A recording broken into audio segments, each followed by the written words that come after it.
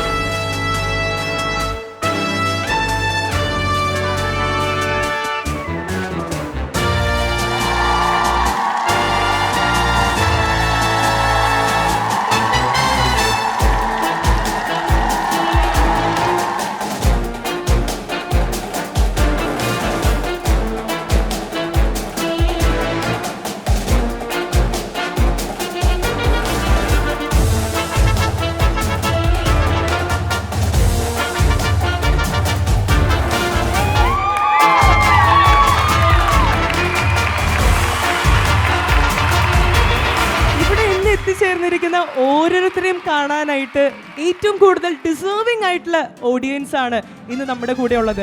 Because ഇക്ക, സുഷിൻ ചേട്ടൻ, ജിത്തു ചേട്ടൻ, ഹിപ്സ്റ്റർ, ഹലോ. ഇന്ന് നമുക്കറിയാലോ, ആവേശത്തിമിർപ്പിൽ ഈ ഒരു ആവേശം മൂവിയുടെ ഈ ഒരു ഇവന്റിലോട്ട്, ക്യൂ സ്റ്റുഡിയോ പ്രസന്റ് ചെയ്യുന്ന ഈ ഒരു ഇവന്റിലോട്ട് നമ്മളെല്ലാവരും എത്തിച്ചേർന്നിരിക്കുകയാണ്. നമ്മൾ എത്രത്തോളം ആവേശത്തിലോട്ട് എത്തിയിട്ടുണ്ടെന്ന് ഇവർക്ക് നമ്മൾ വരുമ്പോൾ തന്നെ മനസ്സിലായിണ്ടാവും ഇല്ലേ? ജിത്തു മാധവ് സാറിന്റെ രണ്ടാമത്തെ പടം ഏറ്റവും കൂടുതൽ എക്സൈറ്റ് ചെയ്യിപ്പിക്കാൻ വേറെ ഒന്നും വേണ്ട അല്ലേ? 2023 രോമാഞ്ചം മതിയോ? സോ ഓരോരുത്തരെയും നമുക്ക് നിറഞ്ഞ മനസ്സോടുകൂടെ കാണാനായിട്ട് ആഗ്രഹം അല്ലേ? ഞാൻ ആദ്യമായി വിളിക്കുന്നത് നമ്മുടെ എല്ലാവരുടെയും സ്വന്തം നമ്മൾ യൂട്യൂബിലൊക്കെ അങ്ങ് നിറഞ്ഞാടിയ ഹിപ്സ്റ്റർ മോനെ.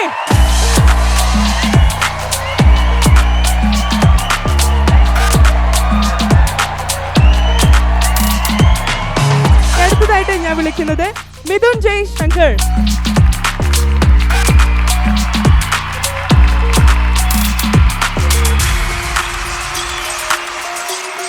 And also Roshan Shanwas.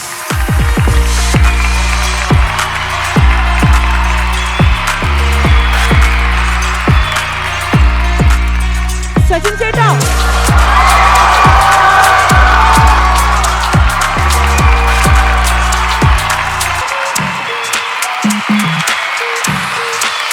എൻ്റെ അടുത്തതായിട്ട് ഞാൻ വിളിക്കുന്നത് സുഷിൻ ചേട്ടാ.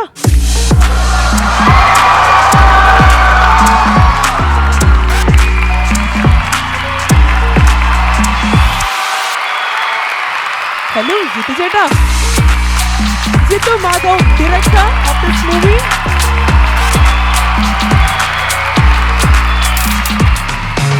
ജിത്തു ചേട്ടാ, thank you so much. And okay, you're waiting for the main thing, le? Fahadika.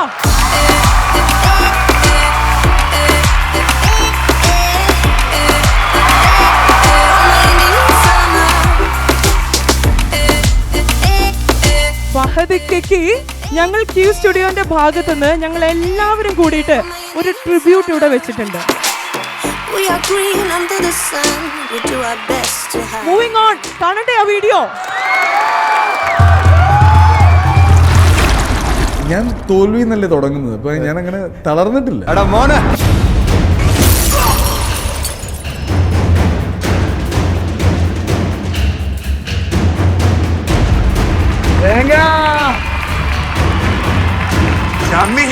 Hero നമ്മുടെ കയ്യിലുണ്ടാവും.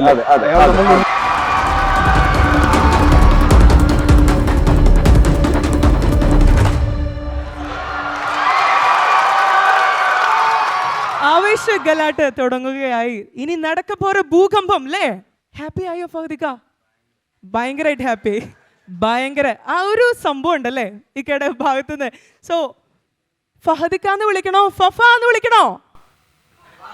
ഫഫ, അതാണ് എല്ലാവർക്കും ഇഷ്ടം അല്ലേ? ഓക്കെ, ഇത്രയും പിള്ളേരെ കണ്ടോ, എല്ലാവരും നിങ്ങളെ കാണാൻ വന്നിരിക്കുന്നവരാണ്. സോ ബീങ് പാർട്ട് ഈ ഒരു ഡയസിലേക്ക് ഞങ്ങൾക്ക് ഇമ്പോർട്ടൻ്റ് ആയിട്ടുള്ള ഒരു പേഴ്സൺ കൂടെ വെൽക്കം ചെയ്യാണ്. വേറെ ആരുമല്ല, ക്യൂ സ്റ്റുഡിയോയുടെ എഡിറ്റർ ഇൻ ചീഫ്, ഞങ്ങളുടെ എല്ലാവരുടെയും സ്വന്തം മനീഷ് നാരായണൻ. മനീഷേട്ടാ ഒന്ന് സ്റ്റേജിലോട്ട് വരിക.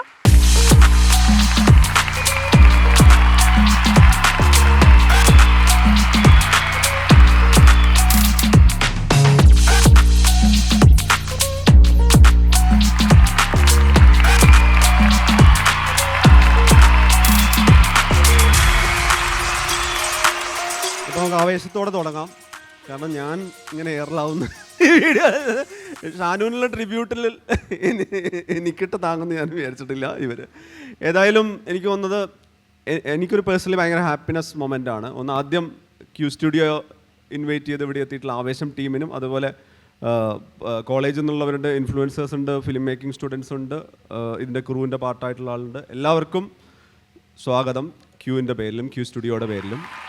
ഞങ്ങളുടെ ഒരു പേഴ്സണൽ ഹാപ്പിനെസ് എന്ന് പറഞ്ഞു കഴിഞ്ഞാൽ എപ്പോഴൊക്കെ ഫഹദ് ഫാസിൽ എന്ന് പറയുന്ന ഒരു ആക്ടറിനെ ഇൻ്റർവ്യൂ ചെയ്യാൻ പറ്റിയിട്ടുണ്ടോ അന്നൊക്കെ ഞങ്ങളോടുള്ള ആദ്യത്തെ ഡിമാൻഡ് ഇത് സബ് ടൈറ്റിൽ ചെയ്യൂ എന്നാണ്. ഇപ്പോൾ ഇത് സബ് ടൈറ്റിൽ ചെയ്യാതെ കാണാവുന്ന തരത്തിൽ തെലുങ്കിൽ പുഷ്പ പോലുള്ളൊരു വലിയ സിനിമ കഴിഞ്ഞ് കേരളത്തിലേക്ക് വന്ന മൊമെൻറ്റിലാണ് നമ്മൾ ഇൻ്റർവ്യൂ ചെയ്യുന്നത്. ഒരു നോർമൽ ഇൻ്റർവ്യൂ എന്നുള്ള രീതിയിൽ നിന്ന് നമ്മൾ വളരെ കാഷ്വൽ, നമ്മളുടെ ഒരു വളരെ കാഷ്വലായിട്ടുള്ള നമ്മുടെ ഒരു പേഴ്സണൽ സ്പേസിലുള്ളൊരു കമ്മ്യൂണിക്കേഷനായിട്ട് ഇതിനെ മാറുമെന്നാണ് വിചാരിക്കുന്നത്. അപ്പോൾ എല്ലാവരും ഭയങ്കര ഹാപ്പി ആയിട്ട് ചോദിക്കാവുന്ന രീതിയിൽ ചോദിക്കാം, സംസാരിക്കാം എന്നുള്ള പോവാണ്. കാരണം വെച്ച് കഴിഞ്ഞാൽ ഞങ്ങൾ ഓൾമോസ്റ്റ് അവരോട് ചോദിക്കാവുന്നില്ല. കാരണം വെച്ച് കഴിഞ്ഞാൽ നമ്മൾ കുറേ സംസാരിച്ച് ഏതാണ്ട് അതേ പറഞ്ഞ് പോയിട്ടുണ്ട്. ഈ സുഷിനെ ഇത് സീൻ മാറ്റുമോ? അപ്പായിരുന്നു ഈ ചോദ്യം ചോദിക്കുന്നു മനുഷ്യേട്ടാ. സീ മാറ്റിയല്ലോ, ഓൾറെഡി മാറ്റിയല്ലോ അല്ലേ? ജീത്തു, ഇത് അനൗൺസ് ചെയ്ത മൊമെന്റ് മുതൽ രോമാഞ്ചം പാർട്ട് 2, രോമാഞ്ചം സ്പിൻ ഓഫ് അങ്ങനെയൊക്കെ പറയുന്നുണ്ട്. ഏതെങ്കിലും തരത്തിൽ നിങ്ങൾക്കൊരു സ്പോയിലർ ഫ്രീ ആയിട്ട് ഈ സിനിമയെക്കുറിച്ച് ഒരു വൺ ലൈനറായിട്ട് എന്താ പറയാൻ പറ്റുക? എന്താണ് ആവേശം? ആവേശമാണ്. രോമാഞ്ചമായിരുന്നു. രോമാഞ്ചമായിട്ട് യാതൊരു ബന്ധവുമില്ല ആവേശത്തിന്. ആവേശം വേറൊരു സിനിമ തന്നെയാണ്. അതിൽ കൂടുതൽ എന്തെങ്കിലും പ്രതീക്ഷിക്കുന്നുണ്ടായിരുന്നു സിനിമ? ഈ ചെങ്ങായി എങ്ങനെ റീബ്രാൻഡ് ചെയ്തതും കൂടെ പറ. അതായത് ഫഹദിൻ്റെ ഒരു കൊമേഴ്ഷ്യൽ പടം എന്നുള്ള രീതിയിലാണ് സംസാരിച്ച് തുടങ്ങിയത്. അപ്പോൾ ഇതിൻ്റെ കഥ പറഞ്ഞപ്പോൾ തന്നെ ഫഹദ് ഇതിനകത്ത് ഫുള്ളായിട്ട് എന്തും ചെയ്യാൻ തയ്യാറായിട്ട് എന്നുള്ള രീതിയിൽ റെഡിയായിട്ട് നിൽക്കുന്നുണ്ടായിരുന്നു. അപ്പോൾ എന്തായാലും നനഞ്ഞു, പിന്നെ കുളിച്ച് കയറാം എന്നുള്ള രീതിയിലേക്ക് പടം ഷൂട്ട് ചെയ്തെടുക്കുമായിരുന്നു. പിന്നെ എൻ്റെ വിറവൽ മാറിയിട്ടില്ല. ലാസ്റ്റ് സംസാരിച്ചാലോ കുറച്ചുകൂടെ കഴിഞ്ഞിട്ട് വേറെ ആരെങ്കിലും സംസാരിച്ചു. ഹിപ്സ്റ്ററിനെ ഏൽപ്പിച്ചോ? ഹിപ്സ്റ്റർ ഫുൾ ചില്ലായിട്ട് നിൽക്കുകയാണ്. എനിക്കൊന്ന് ഞാൻ എൻ്റെ അടുത്ത് ഇരുന്നപ്പോൾ തന്നെ പറഞ്ഞു ഞാൻ എന്ത് വേണേലും നോക്കിക്കോളാം. ഇവര് 4 പേരും 3 ദിവസമായിട്ട് പ്രാക്ടീസ് ചെയ്തുകൊണ്ടിരിക്കുക ഉത്തരങ്ങൾ. അപ്പോൾ ഇവരോട് ചോദിച്ചെല്ലാം തീർന്നിട്ട് ഞങ്ങളോട് ചോദിക്കാം, അതായിരിക്കും എളുപ്പം. പേടി പുറത്ത് കാണിക്കാത്ത കണ്ണട ഇട്ടോണ്ട് സേഫ് ആയി അല്ലേ? എങ്ങനെയുണ്ടായിരുന്നു പടം? കാരണം വെച്ച് കഴിഞ്ഞാൽ നിങ്ങൾ വേറൊരു പാരലൽ വേൾഡിൽ തകർത്ത് പോകുന്നതിനിടയിലാണല്ലോ സ്വാഭാവികമായിട്ട് അൻവർ റഷീദ് എൻ്റർടൈൻമെൻറ്റിൽ നിന്ന് കോള് വരുന്നത്. രോമാഞ്ചത്തിന് ശേഷമുള്ള ജിത്തുവിൻ്റെ പടമാണ്. FaFa is here. എങ്ങനെയുണ്ട് പടം പരിപാടി? അത് നമ്മളല്ല പറയേണ്ടത്, കണ്ടിട്ട്. അഭിനയം ഭയങ്കര രസമായിരുന്നു. നൈസായിരുന്നു, പൊളിയായിരുന്നു. അത് എന്താണ് പറയുക, നമ്മൾ ചെയ്തതിന് വേറൊരു ഒരു പുതിയൊരു വേൾഡിലോട്ട് പോകുന്ന പോലായിരുന്നു. അപ്പോൾ അത് ഒരുപാട് എൻജോയ് ചെയ്യാൻ പറ്റി. എന്താണ് എങ്ങനെയാണെന്ന് കുറേ മനസ്സിലാക്കാൻ പറ്റി, പഠിക്കാൻ പറ്റി. മൊത്തം ബാംഗ്ലൂരായിരുന്നല്ലോ അല്ലേ? എല്ലാം ബാംഗ്ലൂരായിരുന്നു. ആണോ? ബാംഗ്ലൂർ സെറ്റ് ഇട്ടല്ലോ സുഷിനെ? ബാംഗ്ലൂർ സെറ്റ് ഇട്ടല്ലോ മഞ്ഞുമൽ പോലെ?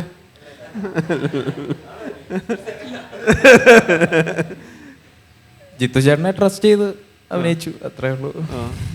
എല്ലാം ജിത്തു ചേട്ടൻ്റെ കയ്യില്ല. ഈ സജിൻ്റെ അർമാദത്തിലാണല്ലോ നമ്മൾ ട്രെയിലറൊക്കെ കാണുന്നത്. എനിക്ക് തോന്നുന്നത് രംഗയാക്കുന്ന വിധത്തിലൊരു അർമാദ പരിപാടി ഉണ്ടല്ലോ.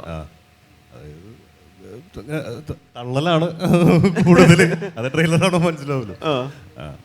എന്നെ സംബന്ധിച്ച് എൻ്റെ ലൈഫിൽ ഇത്രയും വലിയൊരു സ്കെയിലൊരു സിനിമ ആദ്യമായിട്ടാണ്.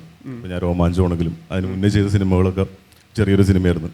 അപ്പോൾ ഇത് ഇച്ചിരി വലിയ സ്കെയിൽ സിനിമയിൽ ഭാഗമാകാൻ പറ്റി. അത് ഇത്രയും വലിയൊരു ബ്രാൻഡ് ബാനറിനൊപ്പം അത് പ്രൊഡക്ഷൻ കമ്പനി എല്ലാ ടെക്നീഷ്യന്മാരെല്ലാവരും എല്ലാം ബ്രാൻഡ് അവരപ്പോൾ ഈ പടത്തിൽ ചെയ്യാൻ പറ്റിയ സന്തോഷമുണ്ട്.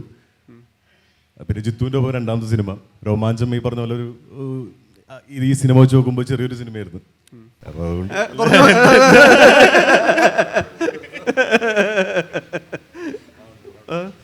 എങ്ങനെയുണ്ടായിരുന്നു പടം? ഈ ആവേശം ഇവര് ആവേശം ടെൻഷനായി മാറിയിട്ടുണ്ട് ഇവരുടെ റിലീസ് മുമ്പ്. ഇപ്പൊ ഇവിടെ വന്നപ്പോ കുറച്ച് ടെൻഷനായി ആണല്ലേ? എങ്ങനെയുണ്ടായിരുന്നു രംഗ ആരാ പറയാവുന്ന പറഞ്ഞോ? അത് ജിത്തു ചേട്ടൻ പറയുന്നതായിരിക്കും നല്ലത്. രംഗാരാന്ന് ജിത്തു ചേട്ടൻ പറയുന്നതായിരിക്കും നല്ലത്. എങ്ങനെയുണ്ടായിരുന്നു രംഗാന്ന് വെച്ചാ? രംഗ അടിപൊളിയായിരുന്നു. എന്താന്ന് വെച്ചിട്ടുണ്ടെങ്കിൽ ഞാൻ ഇതുപോലൊരു സിനിമ ആദ്യമായിട്ടാണ് ചെയ്യുന്നത്. എൻ്റെ വിശ്വാസം ജിത്തു അങ്ങനെ തന്നെയാണ്, സുഷിനും അങ്ങനെ തന്നെയാണ്, ഇവരെല്ലാവരും അങ്ങനെ തന്നെയാണ്. പെട്ടെന്ന് സിനിമയെ പറ്റി ചോദിക്കുമ്പം പേടിയാകുന്നു പറയാൻ. എന്തൊക്കെ പറയണം എന്തൊക്കെ പറയണ്ട. ഒരു കാര്യം ഉറപ്പിച്ച് പറയാൻ പറ്റുന്നത് ഭയങ്കര എക്സൈറ്റ്മെൻ്റ് ആയിരിക്കും പടം കാണാൻ. അത് ഗ്യാരണ്ടി ചെയ്യാം. പടത്തിലെ എല്ലാ സീനിലും ഭയങ്കര എനർജിയൊക്കെ ഉള്ള ഒരു സിനിമയാണ്. പടം എന്താണെന്ന് പെട്ടെന്ന് ഇങ്ങനെ ചോദിച്ചാൽ പെട്ടെന്ന് പറയാൻ പറ്റില്ല. പക്ഷേ ഒരുപാട് എക്സൈറ്റിംഗ് മൊമെന്റ്സ് ഉള്ളൊരു സിനിമയാണ്. ഷാനു ഇതുവരെ ചെയ്തതിൽ ഓവർ ദ ടോപ്പ് നോക്കിയാൽ ഏറ്റവും മണ്ടയ്ക്ക് നിൽക്കുന്ന കണ്ട എല്ലാവരും പറഞ്ഞ് ഞാൻ നല്ല ഓവറാന്നാ പറഞ്ഞത്. അപ്പോൾ അങ്ങനെ വേണം പറയാം. ഈ ഇപ്പോൾ ഒരു ക്യാരക്ടർ ഡിസൈനൊക്കെ ഉണ്ടാക്കിയ സമയത്ത് ജിത്തു ഓൾമോസ്റ്റ് ഫഹദ് പടമൊക്കെ കണ്ടിട്ടുണ്ടാവുമല്ലോ. ഫഹദിനെ എങ്ങനെ ചെയ്തിട്ട് ഇപ്പോൾ നമ്മൾ ഷമ്മിയുടെ ക്യാരക്ടറുണ്ട്, പുഷ്പയുണ്ട്, കാർബണിൽ കുറച്ചുകൂടി എക്സെൻട്രിസിറ്റി ഉള്ളതാണ്. ഇതിന് വേണ്ടിയിട്ടുള്ള ഡിസൈൻ എന്താ ശരിക്കും? അതായത് ഓൾറെഡി നേരത്തെ പ്ലാൻ ചെയ്തിട്ട് ഇങ്ങനെ വേണം ഈ ക്യാരക്ടർ എന്ന് പറഞ്ഞ് ഡിസൈൻ ചെയ്തല്ല നമ്മൾ പോയത്. നമ്മൾ ആക്ച്വലി ഷൂട്ടിന് വന്ന് ചെയ്ത് നോക്കി ഇങ്ങനെ പിടിക്കാൻ മീറ്റർ എന്ന് പറഞ്ഞ് ചെയ്താണ് ഇതിനെ ഈ ക്യാരക്ടറിനെ പൂർണ്ണമായിട്ടും ഈ സിനിമയിലേക്ക് എത്തിച്ചേക്കുന്നത്. അല്ലാതെ ഞാനൊരു ക്യാരക്ടറിൻ്റെ മനസ്സിൽ ഡിസൈൻ ചെയ്ത് അതിലേക്ക് ഫഹദ് വരുമെന്നല്ല ഇത്. ഫഹദ് പെർഫോം ചെയ്ത് കണ്ടിട്ട് നമ്മളൊരു മീറ്റർ ലോക്ക് ചെയ്ത് അങ്ങനെ പോവായിരുന്നു. അല്ലാതെ അതിനങ്ങനെ പ്രത്യേകിച്ചൊരു ഒരു ഇങ്ങനെ തന്നെ വേണം പെർഫോമൻസ് എന്നോ ഇങ്ങനെ തന്നെ വേണം ലുക്കെന്നോ ഒന്നും പ്രീ പ്ലാൻ ചെയ്തിട്ടില്ല നമ്മളധികം. എല്ലാം ഷൂട്ടിൽ ഗ്രാജുവലി ഉണ്ടായി വന്നിട്ടുള്ള ക്യാരക്ടറൈസേഷനും എല്ലാം അങ്ങനെയാണ്. ഇവരുടെ അടക്കം എല്ലാവരുടെയും അങ്ങനെയാണ് വന്നിട്ടുള്ളത്.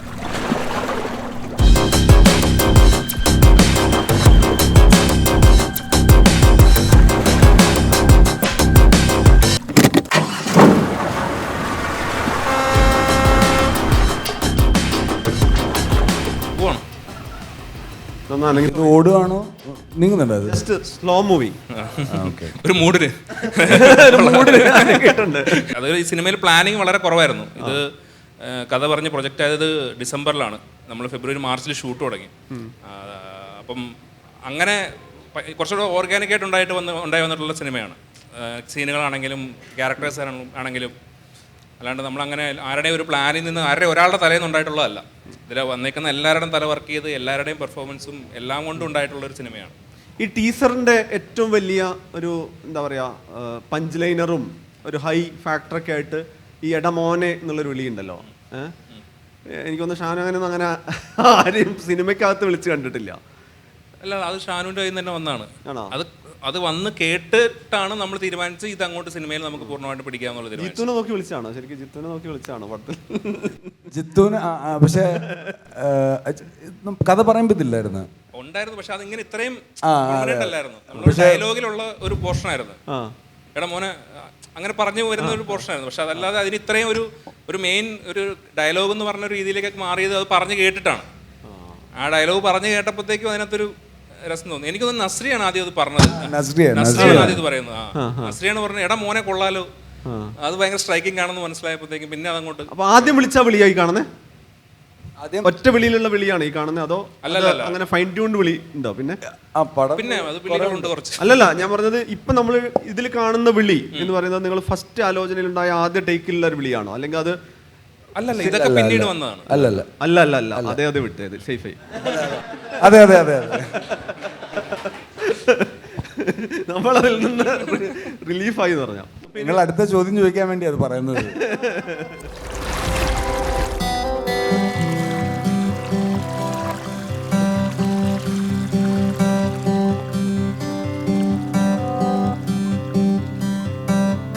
ഞാൻ നോക്കുന്ന സമയത്ത് ടെലിവിഷനിലാണെങ്കിലും ഡിജിറ്റലാണ് ഞാൻ ഏറ്റവും കൂടുതൽ തവണ ടെക്സ്റ്റായിട്ട് അടക്കം ഏറ്റവും കൂടുതൽ ഇൻ്റർവ്യൂ ചെയ്തിട്ടുള്ള ആക്ടറാണ്.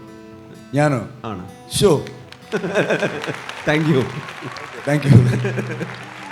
അപ്പോൾ ഇന്നലെ രാത്രിയൊക്കെ ലേറ്റ് നൈറ്റ് ഷൂട്ടൊക്കെ കഴിഞ്ഞിട്ടാണ് വരുന്നത്. അപ്പോൾ സിനിമ എന്ന് പറയുന്ന സമയത്ത് ഒരു പ്രൊമോഷൻ അടക്കം ഇപ്പം ഹ്യൂജ് എഫേർട്ട് എടുക്കേണ്ട സമയമാണല്ലോ. എപ്പോഴും ഷാനു പറയുന്ന സാധനം ഒരു സ്റ്റേ ഹാപ്പി ഫിലോസഫിയിലാണങ്ങ് പോകുന്നതാണ്. ഇപ്പോൾ ഭയങ്കര ഹാപ്പിനെസ്സിലാണോ? കാരണം വെച്ച് കഴിഞ്ഞാൽ പ്രേമലു തെലുങ്കിലടക്കം ഹിറ്റാകുമ്പോഴാണ് അവിടെയും പോയി പടഞ്ഞു കേട്ട് വരുന്നത്. എനിക്ക് ഹാപ്പിനെസ്സിനെ പറ്റി ചോദിക്കുന്നത്, എനിക്ക് എപ്പോഴും ഹാപ്പിനെസ് ഉണ്ടാവുന്ന ഒരു സിനിമ തീർന്നു കഴിഞ്ഞാൽ എൻ്റെ ഒരു ഫൈനൽ സ്റ്റേജിൽ നമ്മളത് കാണുമ്പോഴാണ്. അപ്പോഴാണ് ഏറ്റവും ഹാപ്പിനെസ് ഉണ്ടാകുന്നത്. പ്രൊമോട്ട് ചെയ്യുമ്പോൾ അങ്ങനെ വലിയ ഹാപ്പിനെസ് ഒന്നും ഉണ്ടാകാറില്ല. ഞാനതൊരു അവയർനെസ് ആയിട്ടേ കാണാറുള്ളൂ. എനിക്ക് അത്ര നന്നായിട്ട് പ്രൊമോട്ട് ചെയ്യാനും അറിയില്ല. ഇങ്ങനെ ഒരു സിനിമ വരുന്നുണ്ടെന്ന് ആൾക്കാരെ അറിയിക്കാൻ വേണ്ടിയുള്ളൊരു അവയർനെസ് പ്രോഗ്രാമായിട്ടേ ഞാനതിനെ കാണാറുള്ളൂ. അത് ആക്ച്വലി ഞാൻ ഒരുപാട് മുമ്പ് കമ്മിറ്റ് ചെയ്തതാണ്, ഇപ്പോൾ അനൗൺസ് ചെയ്തതേ ഉള്ളൂ. അതും ഒരു എന്താ പറയുക, അതൊരു മലയാള പടം പോലെ തന്നെ കാണാൻ പറ്റുന്ന പടം. ഓക്സിജനും ഇത് രണ്ടും മലയാളം പടമായിട്ടാണ് വരുന്നത്. മലയാളം വേർഷൻസ് ഉണ്ടാവും. അത് ഒറിജിനലി ഷൂട്ട് ചെയ്യുന്നത് തെലുങ്കിലായിരിക്കും. ഷാനു നോക്കിയ 19ാമത്തെ വയസ്സിൽ സിനിമയിലെത്തിയിട്ടുണ്ട്. 18 അല്ലേ? 17ാം വയസ്സിലെത്തി. 18ാം എൻ്റെ ഫസ്റ്റ് പടത്തിൻ്റെ ഷൂട്ട് നടക്കുമ്പോഴാണ് എനിക്ക് 18 വയസ്സാകുന്നത്. 18ാം വയസ്സ്. അപ്പോൾ ഒരു പ്രായപൂർത്തിയായപ്പോൾ സിനിമയിലെത്തി. ഇപ്പോൾ നോക്കുകയാണെങ്കിൽ ഒരു 40+ ഒക്കെ ആയിട്ടുള്ള സമയത്ത് മൊത്തം പിള്ളേർ വൈബിൻ്റെ കൂടെ സിനിമ വിടണോ? 40+ ഫുൾ പിള്ളേർ വൈബിൻ്റെ കൂടെ പടം. ചേട്ട അണ്ണ ഒരു രംഗണ്ണൻ എന്ന് പറയുന്ന ഭയങ്കര ഒരു ചേട്ടൻ വൈബിലുള്ളൊരു സിനിമയായിട്ടായിരുന്നു ഇത്. അഴിഞ്ഞാട്ടം എന്നൊക്കെ നമ്മൾ പറയാവുന്ന രീതിയിലാണ് ഇതിൻ്റെ വന്ന ടീസർ ഉള്ളത്. ഈ സിനിമയിൽ ഇതിൻ്റെ ഒരു പേഴ്സണൽ ഹൈ എന്തായിരുന്നു ഇത് ഷൂട്ട് ചെയ്യുമ്പോൾ? ഞാൻ ഇതുവരെ ഇങ്ങനെ ഒരു ക്യാരക്ടറോ സിനിമയോ ഞാൻ ചെയ്തിട്ടില്ല. ഇപ്പോൾ എൻ്റെ ഒരു യൂഷ്വൽ മെഷർമെൻ്റ് ഒക്കെ വെച്ച് നോക്കുകയാണെങ്കിൽ എല്ലാം കുറേ കൂടെ എക്സാജറേറ്റഡും, പെർഫോമൻസ് മാത്രമല്ല കഥ നടക്കുന്ന ഒരു പ്ലാറ്റ്ഫോമും എല്ലാം കുറേ കൂടെ വലുതും എക്സാജറേറ്റഡുമാണ്. അപ്പോൾ ഈ സ്വഭാവത്തിലുള്ളൊരു സിനിമ ഞാൻ ആദ്യമായിട്ടാണ് അറ്റംപ്റ്റ് ചെയ്യുന്നത് തന്നെ. അതിൻ്റെ ഒരു എക്സൈറ്റ്മെൻറ്റ് ഭയങ്കരമായിരുന്നു. ഞാൻ ആദ്യമായിട്ടൊരു കാര്യം ഈ റീഇൻട്രൊഡ്യൂസിങ് എന്നൊക്കെ പറയാൻ തന്നെ കാര്യം, എനിക്കിത് ഞാൻ ആദ്യം ചെയ്യുന്നൊരു പോലൊരു സിനിമയായിട്ടാണ് തോന്നിയത്. എനിക്കൊരു ഫസ്റ്റ് എക്സ്പീരിയൻസ് ആയിരുന്നു ഈ സിനിമയുടെ ഓരോ സീനും. ഇപ്പം ഞാൻ അങ്ങനെയല്ലോ ഡിസ്കസ് ചെയ്തത്. ഞാൻ ഷൂട്ട് ചെയ്യുന്നിടത്ത് പെർഫോം ചെയ്യുന്ന അഭിനയിക്കുന്ന കണ്ടിട്ടുണ്ട് ക്യാമറയ്ക്ക് പിന്നിൽ വന്ന് നോക്കിയ സമയത്ത്. പക്ഷേ ഞാൻ പറയുന്നത് അവിടെയൊക്കെ ഈ ഡയറക്ടറോട് ഒരുപാട് ഡൗട്ട് ചോദിക്കുന്ന, ഈ മീറ്റർ മതിയോ, അല്ലെങ്കിൽ ഇത് പിന്നെയും പോവാം, എടുത്ത ഷോട്ടൊക്കെ വീണ്ടും എടുത്തു നോക്കാം എന്ന് പറഞ്ഞിട്ടൊരു ഫൈൻ മൊമെൻറ്റിന് വേണ്ടി ഡയറക്ടറെക്കാളും വെയിറ്റ് ചെയ്യുന്ന ഒരാളാണല്ലോ. ഈ രംഗയുടെ മീറ്റർ കിട്ടാനൊക്കെ ഭയങ്കര എളുപ്പമായിരുന്നോ? എന്താണ് ഇത് പണി? ജിത്തുനോട് എന്തായാലും ചോദിക്കാം. ഇത് ചിരിച്ചിരിക്കണ്ടേ? അല്ല, അത് ഞങ്ങൾ ഒരുമിച്ച് ഡിസ്കവർ ചെയ്യായിരുന്നു. ജിത്തുനും അങ്ങനെ ഭയങ്കര ഒരു ക്ലാരിറ്റി ഒന്നും ഇല്ലായിരുന്നു രംഗയെ പറ്റി. ഇങ്ങനെയൊക്കെയാണ് ഇയാൾ എങ്ങനെയാണ് പോകാൻ പോകുന്നതെന്ന് എനിക്ക് തോന്നുന്നു നമ്മൾ ഷൂട്ട് കഴിഞ്ഞിട്ടാണ് ഞങ്ങൾ രണ്ടും ഒരുമിച്ചാണ് തോന്നുന്നത് ഡിസ്കവർ ചെയ്തത്. ഇയാൾ എന്താണെന്നും എങ്ങനെയാണ്. അപ്പം ഷൂട്ട് തുടങ്ങിയൊരു മാസമൊക്കെ കഴിയുമ്പോഴത്തേക്കും ജിത്തു വന്നിട്ട് ഇങ്ങനെ ഒരു സീൻ രംഗ എങ്ങനെയായിരിക്കും റിയാക്ട് ചെയ്യുന്നത്, അങ്ങനെയാണ് പിന്നെ ആ കഥാപാത്രത്തെ ഞങ്ങൾ ഡിസ്കസ് ചെയ്തത്. ഞങ്ങൾക്ക് രണ്ടുപേർക്കും അയാൾ പുതിയ ഒരാളായിരുന്നു. പക്ഷെ അത് രംഗയിൽ ജിത്തു മാധവും ഉണ്ട്, ഞാനും ഉണ്ട്. ഞങ്ങളുടെ ഒരു കോമ്പിനേഷനാണ്. എന്നാലും ഒരു ക്യാരക്ടറിന് എവിടെയെങ്കിലും ഐഡന്റിഫൈ ചെയ്യുമല്ലോ, ഈ രംഗ എങ്ങനെയുള്ള ആളാണെന്നൊക്കെ. എന്താ ഒരു പേഴ്സണലി ആദ്യം ഐഡന്റിഫൈ ചെയ്തായിട്ട് ആരായിട്ടാണ്? ജിത്തുവിന് അറിയാം ആള്.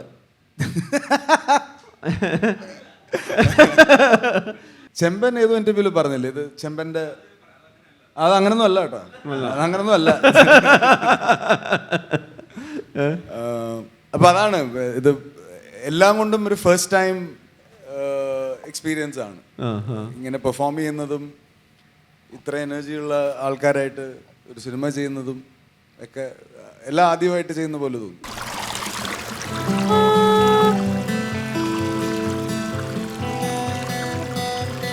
Hi, I am Gayathri. Hi Gayathri. എൻ്റെ ക്വസ്റ്റ്യൻ, ഇപ്പോൾ അൻവർ സാറിൻ്റെ രാജമാണിക്യം മൂവിയിൽ മമ്മൂക്ക കോളേജിൽ വന്നിട്ട് വലിയ മാസ് കാണിക്കുന്ന ഒരു സീനുണ്ട്. സോ ഇതിൽ ഫാഫയും ഇതേപോലെ ഒരു കോളേജിൽ മാസ് കാണിക്കുന്ന ഒരു ഗുണ്ടായിട്ടാണ്. സോ ഫാഫയുടെ രാജമാണിക്യമാണോ ഈ പടം? ആവട്ടെ. സുഷിനാണ് റൈറ്റ് ഇത് പറയാനുള്ളത്. സുഷിനാണ് റൈറ്റ് ഇതൊക്കെ പറയാനുള്ളത്.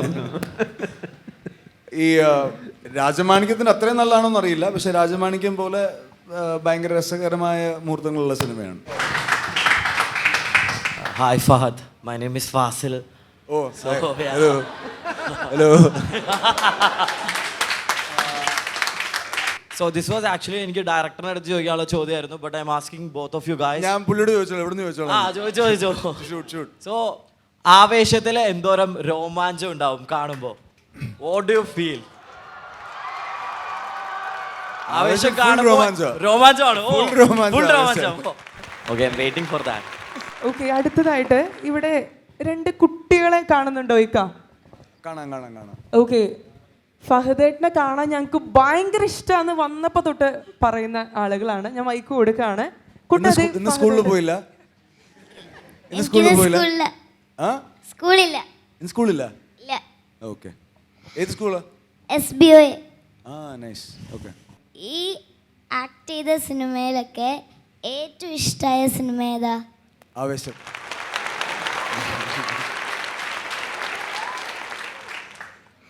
എന്റെ ഏറ്റവും ഇഷ്ടപ്പെട്ട സിനിമ ഏതാ? എന്റെ സിനിമ വല്ലതും കണ്ടിട്ടുണ്ടോ? പിന്നെ ഏത്? ഞാൻ കുറേ കണ്ടിട്ടുണ്ട്. ഒരെണ്ണം, ഒരു പേര് പറ. എനിക്ക് ഏറ്റവും ഇഷ്ടമായത് തണ്ണീർമത്തൻ. കുമ്പളങ്ങിനെ. Okay, thank you. ചോദ്യം കൂടി ചോദിച്ചോട്ടെ. ഇതിൻ്റെ അകത്ത് എടാ മോനെ എന്ന് പറയണില്ലേ, അതൊന്ന് പറയാൻ പറ്റുമോ? എടി മോളെ.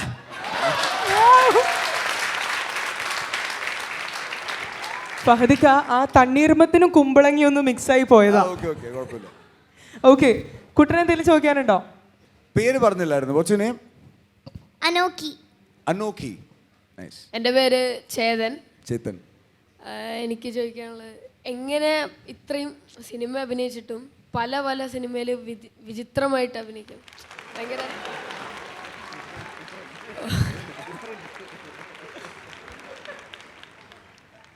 അതെങ്ങനെയൊക്കെ സംഭവിക്കുന്നത് എനിക്കറിയില്ല. അത് എങ്ങനെയൊക്കെയോ ആരുടെയൊക്കെയോ പ്രാർത്ഥന കൊണ്ട് അങ്ങനെയൊക്കെ നടന്നു പോകുന്നത്. Okay, thank you. Hi Shweta, എൻ്റെ പേര് അശ്വിൻ. എൻ്റെ ക്വസ്റ്റ്യൻ, വിക്രം സിനിമയിൽ റോളക്സിന് പണി കൊടുത്ത ക്യാരക്ടറാണ് ചേട്ടൻ ചെയ്തത്. പക്ഷേ ഈ സിനിമയിൽ പക്ക റോളക്സ് വൈബാണ് ഞങ്ങൾക്ക് ത്രൂ ഔട്ട് കിട്ടുന്നത്. ആ മാർഷലിൻ്റെ സ്പീക്കർ, ആ ഒരു നൈഫ്, എല്ലാ കാര്യങ്ങളും കാണുന്നുണ്ട്. ആ ഒരു രീതിയിൽ ചിന്തിച്ചിട്ടുണ്ടോ? അല്ലെങ്കിൽ അങ്ങനെ ഒരു ക്യാരക്ടർ ചെയ്യുമ്പോൾ എങ്ങനെയുണ്ടായിരുന്നു? ടു ബി ഓണസ്റ്റ്, ഈ കഥാപാത്രത്തിന് നമ്മൾ മുമ്പ് കണ്ട സിനിമകളിൽ ഒരു കഥാപാത്രമായിട്ടും ഒരു എന്താ പറയുക സിമിലാരിറ്റിയും ഉള്ളതായിട്ട് എനിക്ക് തോന്നിയിട്ടില്ല. വളരെ ഫ്രഷായിട്ടാണ് ചെയ്യാൻ നോക്കിയിട്ടുള്ളത്. നിങ്ങൾ കണ്ടിട്ട് വേണോ അത് ഫ്രഷായിട്ടൊക്കെ ഉണ്ടോയെന്ന് പറയേണ്ടത് നിങ്ങളാണ്. പക്ഷേ റോളക്സ് ആയിട്ടൊന്നും അങ്ങനെ ഒരു സിമിലാരിറ്റി ഒന്നുമില്ല. This is more fun I think. ഫാദുക്ക, ഹായ്. എൻ്റെ പേര് യാദിൽ എന്നാണ്. യാദിൽ. അപ്പോൾ ഞങ്ങൾ ഒരു ഹൈദരാബാദ് ട്രിപ്പ് കഴിഞ്ഞ് വരുമ്പോൾ ഫാദുക്ക ബാംഗ്ലൂരിൽ നിന്ന് ഷൂട്ട് കഴിഞ്ഞ് വരുന്നത് ഞങ്ങൾ കണ്ട്. അപ്പം ഞങ്ങളൊരു ടാറ്റ നെക്സോണിൽ ഫാദുക്കാനെ ചേസ് ചെയ്യാൻ നോക്കി. ഫാദുക്കാടെ വണ്ടി റേഞ്ച് റോഡ് സ്കോർ ചെയ്യാൻ കിട്ടിയില്ല. പക്ഷെ ഞങ്ങൾക്ക് കൈതാത്തി ടാറ്റൊക്കെ തന്നു. ഓർക്കുന്നുണ്ടോ? ഇല്ല.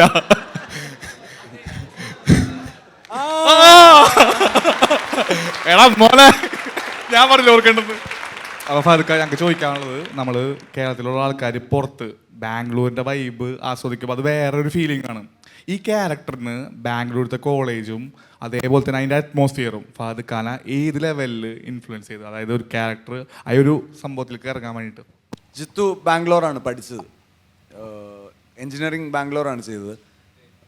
അപ്പം ജിത്തു പഠിച്ച കാലഘട്ടത്തിൽ നടന്ന കുറേ കഥകൾ പറഞ്ഞത് ഭയങ്കരമായിട്ട് ഹെൽപ്പ് ചെയ്തിട്ടുണ്ട്.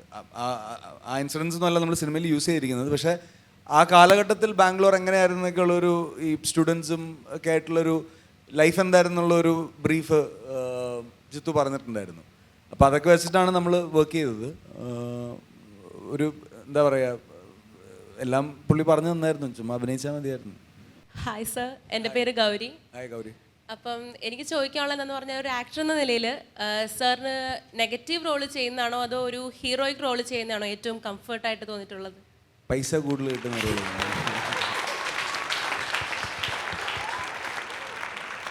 അങ്ങനൊന്നുമില്ല, എല്ലാം നമ്മൾ പെർഫോം ചെയ്യാണ്. നമ്മുടെ ഒരു അണ്ടർസ്റ്റാൻഡിങ് വെച്ചിട്ട് നമുക്ക് ശരിയെന്ന് തോന്നുന്ന കാര്യങ്ങളാണ് നമ്മൾ ചെയ്യുന്നത്. ചില സമയങ്ങളിൽ നെഗറ്റീവ് റോൾ ചെയ്യുമ്പം ഭയങ്കര എക്സൈറ്റ്മെൻറ്റ് ഉണ്ടാകാറുണ്ട്. ചില സമയങ്ങളിൽ പോസിറ്റീവ് റോൾസ് ആണ്. ഇതെല്ലാം കഥാപാത്രങ്ങളായിട്ടാണ് കാണുന്നത്. Thank you sir. ഹലോ ഫഹദിക. ഹലോ, എൻ്റെ പേര് നാരായണൻ, ഫിലിം സ്റ്റുഡൻ്റാണ്. ആനന്ദ്. നാരായണൻ ഫിലിം സ്റ്റുഡൻ്റാണ്. അപ്പോൾ ഫഹദിക്കെ കണ്ടതിൻ്റെ ആവേശത്തിൽ നിൽക്കുകയാണ്. Thank you. എനിക്ക് ചോദിക്കാനുള്ളത്, ഇപ്പോൾ നമ്മുടെ ഇതിനു മുമ്പ് ഫഹദിക്ക ചെയ്ത മഹേഷിൻ്റെ പ്രതികാരമാണെങ്കിലും ഇപ്പോൾ ചാപ്പാക്കുരി ചെയ്ത പടമാണെങ്കിലും അതൊക്കെ ഒരു 1-to-1 ഫൈറ്റ് പോലെയാണല്ലോ. ഇപ്പോഴത്തെ ആവേശമാണെങ്കിൽ ഒരു പക്ക സൗത്ത് ഇന്ത്യ ഒരു കൊമേഴ്ഷ്യൽ ടച്ചുള്ളൊരു പക്ക ഒരു അടിപ്പടം പോലെയാണല്ലോ. അപ്പോൾ അത് എങ്ങനെയായിരുന്നു ഫഹദിക്കയുടെ ഒരു എക്സ്പീരിയൻസ് എങ്ങനെയായിരുന്നു? ഇങ്ങനെ ഒരു പക്ക ഒരു കൊമേഴ്ഷ്യൽ ഹീറോ ആയിട്ട് വരണതിൻ്റെ ഒരു ഇത്? അല്ല, അതാണ് അപ്പം ഇതുവരെയായിട്ടും ചെയ്യാത്തൊരു കാര്യം ചെയ്യുന്നതിൻ്റെ ഒരു എക്സൈറ്റ്മെൻറ്റ് ഉണ്ടായിരുന്നു. ഒരു കമേഴ്ഷ്യൽ എക്സസൈസ് ആയിട്ട് തന്നെ കണ്ട് ഞാൻ ആദ്യമായിട്ടാണ് അങ്ങനെ ഒരു സിനിമ ചെയ്യുന്നത്. അപ്പോൾ അതിൻ്റെ ആദ്യമായിട്ട് ചെയ്യുന്നതിൻ്റെ ഒരു ഭയങ്കര സന്തോഷമൊക്കെ ഉണ്ടായിരുന്നു. പേടിയുണ്ട്, പടം റിലീസായി കഴിഞ്ഞാൽ അറിയാൻ പറ്റുള്ളൂ. സാർ, എൻ്റെ പേര് സലീൽ എന്നാണ്. സലീൽ. ഞാൻ ചെറുപ്പം മുതലേ സാറിൻ്റെ വലിയൊരു ആരാധകനാണ്. ആക്ച്വലി ചെറുപ്പമാണല്ലോ, അല്ല, ഇതിൽ 8ാം ക്ലാസ് മുതലേ തുടങ്ങിയതാണ്. അപ്പോൾ ഒക്കെ ബാക്കിയുള്ള ഒരു ഫാൻ ഫൈറ്റ് ഒക്കെ ചെയ്യുമ്പോൾ ഞാൻ ഒറ്റയ്ക്ക് ഇങ്ങനെ പിടിച്ചിരിക്കും പതുക്ക. ആ ഒരു വൈബായിരുന്നു. പക്ഷെ എനിക്കിപ്പോൾ ചോദിക്കാനുള്ളത്, അൻവർ ഇഷിക്കോടൊപ്പം വർക്ക് ചെയ്യുമ്പോൾ ആസ് എ പ്രൊഡ്യൂസർ പുള്ളി എങ്ങനെയായിരുന്നു? ആസ് എ ഡയറക്ടർ ട്രാൻസിൽ പുള്ളി എങ്ങനെയായിരുന്നു? ആക്ച്വലി ഇതിൽ ഡീൽ ചെയ്യാൻ എളുപ്പം ഏതാണ്? ആരെയാണ്? ആസ് എ പ്രൊഡ്യൂസറാണോ അല്ലെങ്കിൽ ഡയറക്ടറാണോ? രണ്ടും പുള്ളി ഒരുപോലെയാണ്. പുള്ളി അങ്ങനെ വലിയ വ്യത്യാസം നമുക്ക് തോന്നാൻ പറ്റില്ല. എനിക്ക് എൻ്റെ കൂട്ടുകാരനെ ആദ്യം കാണാൻ പറ്റുള്ളൂ, പ്രൊഡ്യൂസറും ഡയറക്ടറൊക്കെ രണ്ടാമതാണ്. അപ്പം എനിക്ക് ചോദിക്കാനുള്ളതെന്ന് വെച്ചാൽ, ഇപ്പോൾ രംഗയുടെ ഈ ലുക്ക് കണ്ടപ്പോൾ, എസ്പെഷ്യലി ഷെയ്സ് മുസ്താഷൊക്കെ വെച്ചുള്ള ലുക്ക് കണ്ടപ്പോഴത്തേക്കും പെട്ടെന്ന് പാർട്ടിയിലെ പുഷ്പ SP ഷിക്കാവത്തിന് ചെറുതായിട്ടൊന്ന് ഓർമ്മ വന്നു. അപ്പോൾ ഉണ്ട്, നോക്കിയാൽ മതി. അയാൾക്ക് മുടിയൊന്നുമില്ല, അയാൾക്ക് മുടിയില്ല, പക്ഷേ ഷെയ്സ് മുസ്താഷൊക്കെ. അപ്പോൾ എനിക്ക് ചോദിക്കാനുള്ളതെന്ന് വെച്ചാൽ, SP ഷിക്കാവത്തും രംഗയും കൂടി ഒരു ഫേസ് ഓഫ് വന്നിട്ടുണ്ടെങ്കിൽ ആരായിരിക്കും ജയിക്കുക? ആരൊക്കെ? ഷിക്കാവത്തും രംഗയും കൂടി ഒരു ഫേസ് ഓഫ് വന്നിട്ടുണ്ടെങ്കിൽ ആരായിരിക്കും ജയിക്കുക? രംഗ. ഹായ്ക്ക, എൻ്റെ പേര് വിപിൻ. ഞാനൊരു ആസ്പയറിങ് ആക്ടറാണ്. എനിക്ക് ചോദിക്കാനുള്ളൊരു ചോദ്യം എന്താ വെച്ചാൽ, ഒരു ഇൻ്റർവ്യൂവിൽ നവാസുദ്ദീൻ സിദ്ദിഖി പറഞ്ഞിരുന്നു ഒരു ക്യാരക്ടറിനെ സ്റ്റഡി ചെയ്യാൻ ആള് ആ ക്യാരക്ടർ വാഷ്റൂമിൽ എങ്ങനെ ഇരിക്കുക എന്ന് പോലും ആലോചിക്കുമെന്ന് പറഞ്ഞിരുന്നു. അപ്പോൾ അതേപോലെ ഇക്ക ഒരു ക്യാരക്ടറിലേക്ക് എൻട്രി ചെയ്യുമ്പോൾ ഏതൊക്കെ ഫാക്ടേഴ്സ്, അല്ലെങ്കിൽ വോയിസ്, ബോഡി ലാംഗ്വേജ്, അങ്ങനെ വേറെ എന്തൊക്കെ ഫാക്ടേഴ്സാണ് പിടിക്കാൻ നോക്കുക വേഴ്സറ്റൈൽ ആവാൻ? എനിക്കാകെ 6 റിയാക്ഷൻസേ അറിയൂ. അപ്പോൾ ഈ 6 റിയാക്ഷൻസിൻ്റെ ഒരു കോമ്പിനേഷൻ വെച്ചിട്ടാണ് എല്ലാം ചെയ്യുന്നത്. ഞാൻ കോൺഷ്യസ്ലി ട്രൈ ചെയ്യുന്നത് എൻ്റെ പ്രീവിയസ് കഥാപാത്രങ്ങളുടെ ട്രേറ്റ്സോ ഇല്ലെങ്കിൽ ബോഡി ലാംഗ്വേജോ ഒന്നും വരാതിരിക്കാൻ ഞാൻ ട്രൈ ചെയ്യാറുണ്ട്. അല്ലാതെ അങ്ങനെ വലിയ പ്രിപ്പറേഷൻസ് ഒന്നുമില്ല. എന്നെ സംബന്ധിച്ചിടത്തോളം എനിക്ക് ഏറ്റവും ഇമ്പോർട്ടൻറ്റ് റൈറ്ററും ഡയറക്ടറുമായിട്ടുള്ള ഇൻട്രാക്ഷനാണ്. അതിലാണ് എനിക്ക് എല്ലാം ഫോം ചെയ്യുന്നത്. അതേപോലെ ഇൻടോണേഷൻസ്, ലൈക്ക് ഡയലോഗ് ഇൻടോണേഷൻസ് അല്ലെങ്കിൽ വോയിസ്, അത് പ്ലാൻ ചെയ്തിട്ടാണോ ചെയ്യാറ്? അതോ മിക്കപ്പോഴും ഞാൻ ചെയ്തിട്ടുള്ള 80% ഫിലിംസും സിങ് സൗണ്ടാണ്. അപ്പം അങ്ങനെ പടങ്ങൾ ചെയ്യുമ്പോൾ അത് ഒരു പ്രീ പ്ലാനോടെ തന്നെ വേണം ഷൂട്ട് ചെയ്യാൻ. ആവേശം നമ്മൾ ഡബ്ബാണ് ചെയ്തത്. അപ്പം അതൊരു പ്രോസസ്സായിരുന്നു. നമ്മൾ ഷൂട്ട് ചെയ്യുമ്പോഴും കുറേ ഇംപ്രവൈസ് ചെയ്തു, ഡബ് ചെയ്യുമ്പോഴും കുറേ ഇംപ്രവൈസ് ചെയ്തു. സോ ആവേശം വാസ് ഡിഫറെൻറ്റ് ദാറ്റ് വേ. ഇപ്പോൾ ട്രാൻസ് ഒക്കെ നോക്കുകയാണെങ്കിൽ it is all sync sound. Shoot ചെയ്യുമ്പോൾ തന്നെ നമ്മൾ സൗണ്ട് ക്യാപ്ചർ ചെയ്യായിരുന്നു. ഹലോ സർ, എൻ്റെ പേര് അനന്യ. ഞാൻ ആക്ച്വലി ആക്ടിംഗ് ആണ് പെർസ്യൂ ചെയ്യണത്. സോ ഇപ്പോൾ സ്ക്രിപ്റ്റ് കേൾക്കുമ്പോൾ ആദ്യം നമുക്കൊരു കഥാപാത്രം നമ്മുടെ മൈൻഡിൽ ഇങ്ങനെ വരും. ഓക്കെ, ഇങ്ങനെയൊക്കെ ആയിരിക്കും ആളുടെ മാനറിസം കാര്യങ്ങൾ. പിന്നെ നമ്മൾ കുറേ ഡയറക്ടറായിട്ട് ഇൻറ്ററാക്ട് ചെയ്തിട്ട്, അപ്പോൾ ഡയറക്ടർ പറയണത് ഓക്കെ അതുപോലെ തന്നെ ചെയ്യോ, അല്ല നമുക്കിപ്പോൾ എന്തെങ്കിലും സജഷനൊക്കെ വരുവാണെങ്കിൽ ആളുടെ അടുത്ത് ഇൻറ്ററാക്ട് ചെയ്തിട്ട് ഇങ്ങനെ മതിയോ, അല്ല അങ്ങനെ ഒരു ക്ലാഷ് വരാറുണ്ടോ? ഇതിങ്ങനെ ചെയ്താൽ നല്ലതായിരിക്കില്ല, ഇങ്ങനെ വേണോ, അങ്ങനെയൊക്കെ തോന്നുമോ? അങ്ങനെ ഒരു കോൺസ്റ്റന്റ് ഡിസ്കഷൻ ഉണ്ടാവുമല്ലോ. ഡയറക്ടർ ഒരു കാര്യം പറയുമ്പോൾ ഇങ്ങനെ ചെയ്താൽ മതിയോ, അപ്പോൾ അത് നല്ലതാണെങ്കിൽ നല്ലതാണെന്ന് പറയും, മോശമാണെങ്കിൽ മോശമാണെന്ന് പറയും. അപ്പം അത് അങ്ങോട്ടും ഇങ്ങോട്ടും ഒരു ഡിസ്കഷനിലാണത് തീരുമാനിക്കപ്പെടുന്നത്. പിന്നെ എപ്പോഴും ഞാൻ വിശ്വസിക്കുന്നത് ഒരു സിനിമയുടെ ബിഗർ കോൾ എപ്പോഴും എടുക്കാൻ പറ്റുന്ന ഒരു ഡയറക്ടറിനാണ്, ആക്ടറിനേക്കാളും. കാരണം അദ്ദേഹത്തിന് ആ സിനിമ മൊത്തത്തിൽ കാണാൻ പറ്റുന്നുണ്ടല്ലോ. അപ്പം ഒരു ആക്ടർ കാണുന്നേക്കാളും കുറേ കൂടെ ക്ലിയർ ആയിട്ട് ഒരു ഡയറക്ടറിൻ്റെ സിനിമ കാണാൻ പറ്റും. അപ്പോൾ ഞാനെപ്പോഴും ഡയറക്ടറിനെയാണ് ഡിപ്പെൻഡ് ചെയ്യുന്നത്. Okay, thank you sir. ആത്മാവേ പോ അരുണ ചേട്ടൻ